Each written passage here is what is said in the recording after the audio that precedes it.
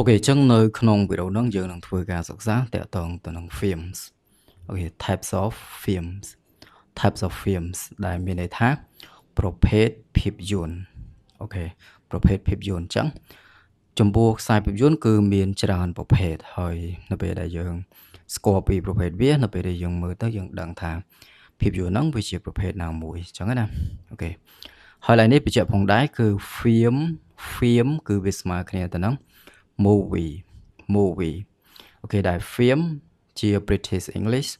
ហើយ movie វាគឺជា American English អូខេអញ្ចឹងយើងចង់ប្រើ film ក៏បានយើងចង់ប្រើ movie ក៏បានដែរគេគឺមានន័យជាភាពយន្តដូចគ្នាអូខេចំណុចទី1គឺយើងមានជាប្រភេទ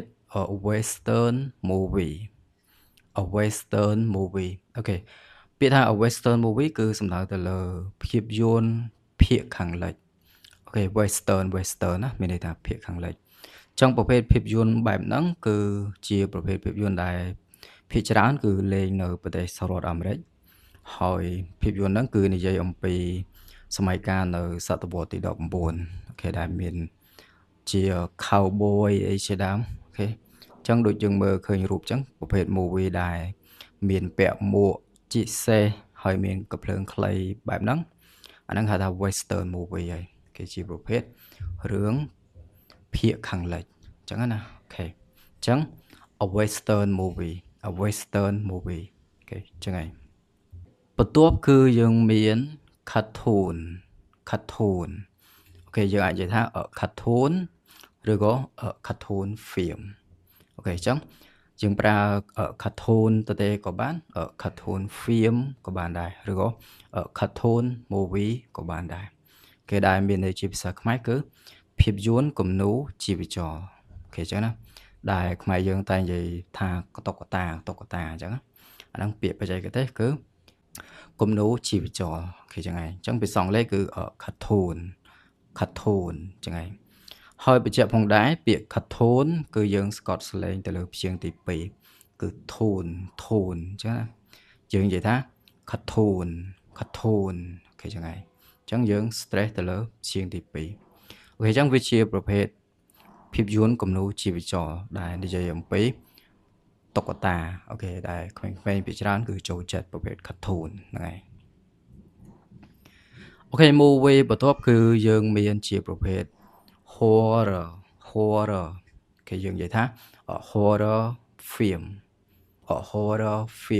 ឬក៏ horror movie អញ្ចឹងប្រភេទ horror គឺជាប្រភេទភាពយន្តបែបភ័យរន្ធត់គេមានជាខ្មោចអីជាដើមអាហ្នឹងគឺប្រភេទ horror ហើយ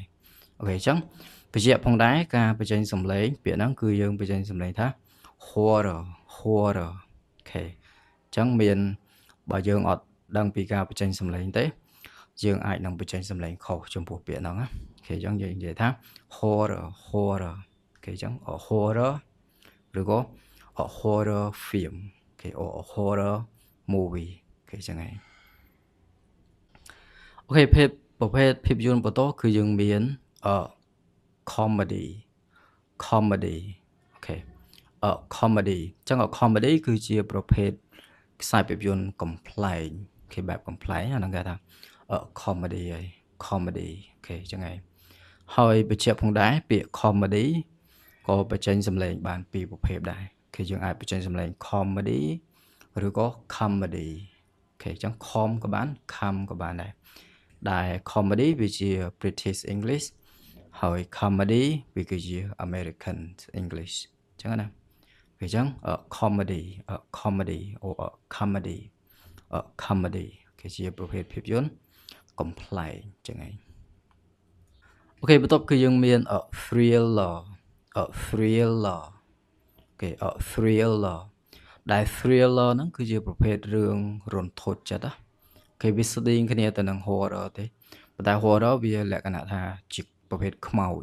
ប៉ុន្តែ thriller វាអាចជាប្រភេទអីផ្សេងអញ្ចឹងទៅពេលខ្លះជាមនុស្សដែរប៉ុន្តែលក្ខណៈថាវាកាចសាហាវអញ្ចឹងណាហ្នឹងគេថា thriller គេ thriller អូខេអញ្ចឹង thriller រឿងបែបរន្ធត់ចិត្ត អូខេអញ្ចឹងណាហើយ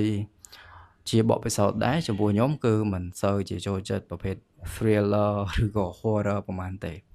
ពេលរឿងបែបរន្ធត់ឬក៏ភ័យខ្លាចហ្នឹងមិនសូវជាចំណូលចិត្តខ្ញុំប្រហែលទេប៉ុន្តែក៏មានមនុស្សច្រើនគាត់ចូលចិត្តដែរអូខេជាពិសេសគឺផ្នែកនារីគាត់ចូលចិត្តច្រើនផ្នែក horror ហើយនិង thriller ហ្នឹងអូខេ movie បន្ទាប់គឺយើងមាន action movie គេយើងនិយាយថា an action movie an action movie ដែល an action movie ហ្នឹងគឺជាប្រភេទរឿងបែបសកម្មភាពហើយវាលក្ខណៈថាមានការបាញ់បោះមានការផ្សងព្រេងអីចឹងទៅគេហ្នឹងគឺ action movie ហើយវាជាប្រភេទរឿងដែលខ្ញុំចូលចិត្តមើលផងដែរគេដូចជាងដឹងហើយដូចជារឿង Spider-Man ហ្នឹងហើយរឿង Iron Man ហ្នឹងគឺជាតែជា action movie ហីអូខេអញ្ចឹងយើងនិយាយថា an action movie អូខេអញ្ចឹងប្រភេទភាពយន្តបន្ទាប់គឺយើងមានជាលក្ខណៈ science fiction movie អូខេ science fiction movie អូខេពាក្យថា science ប្រែថាវិទ្យាសាស្ត្រហើយ fiction ហ្នឹងគឺលក្ខណៈរឿងប្រឌិតបែបប្រឌិតអញ្ចឹងដល់ពេលដែលដាក់ចូលគ្នា science fiction movie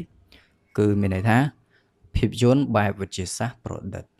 អូខេអញ្ចឹងដូចជាយើងមើលរូបអញ្ចឹងវាតកតងទៅនឹង alien តកតងទៅនឹងភពផ្សេងហ្នឹងអូខេដូចជា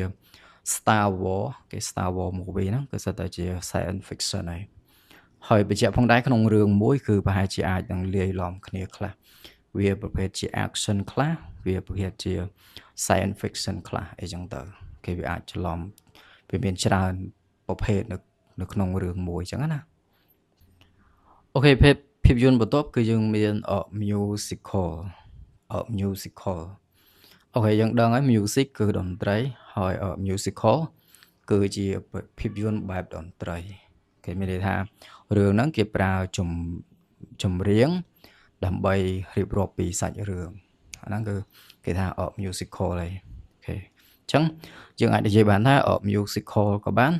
musical film ឬក៏ movie ក៏បានដែរអូខេអញ្ចឹងវាដូចគ្នាអូខេអញ្ចឹងមានថា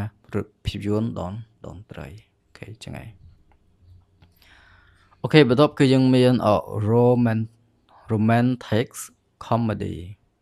អូខេromantic comedy ពាក្យថា romantic គឺប្រែថាมันមានមនោសញ្ចេតនាអញ្ចឹងណាអញ្ចឹងរឿងប្រភេទ romantic comedy វាគឺជារឿងកំប្លែងបែបមនោសញ្ចេតនាអូខេអញ្ចឹងណាអូខេគឺលក្ខណៈថារឿងដែលមាន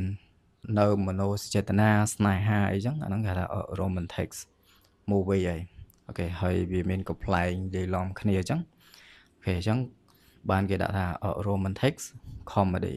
គេ romantic comedy វាភាពយន្តកំប្លែងបែបមនោសញ្ចេតនាហើយបញ្ជាក់ផងដែរគឺការបញ្ចេញសំឡេងពាក្យ romantic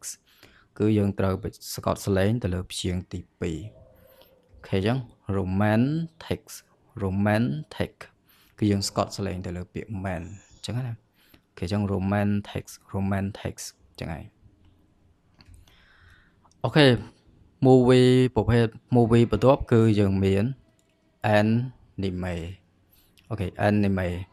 ប្រភេទ anime ហ្នឹងគឺជាខ្សែភាពយន្តដែលទើបតែមានពេលថ្មីហ្នឹងទេហើយភាគច្រើនគឺវាតកតងទៅនឹងមាននៅក្នុងប្រទេសជប៉ុនឬក៏ចិនអូខេដែលបង្កើត anime ហ្នឹងណាអូខេអញ្ចឹងយើងអាចនិយាយថាគំនូរជីវចលជប៉ុនឬក៏គំនូរជីវចលចិនអីចឹងទៅអូខេអញ្ចឹងគេហៅថា anime អញ្ចឹងហើយប្រភេទកតុកកតាដែរប៉ុន្តែវាប្រភេទសាច់រឿងវាល្អមើលឬក៏វា exciting ជាង cartoon អញ្ចឹងណាគេអញ្ចឹងគេ anime ហើយអូខេហើយយើងមានប៉ុណ្្នឹងឯងនៅក្នុងវីដេអូហ្នឹងអូខេជួបគ្នានៅក្នុងវីដេអូក្រោយ Bye for now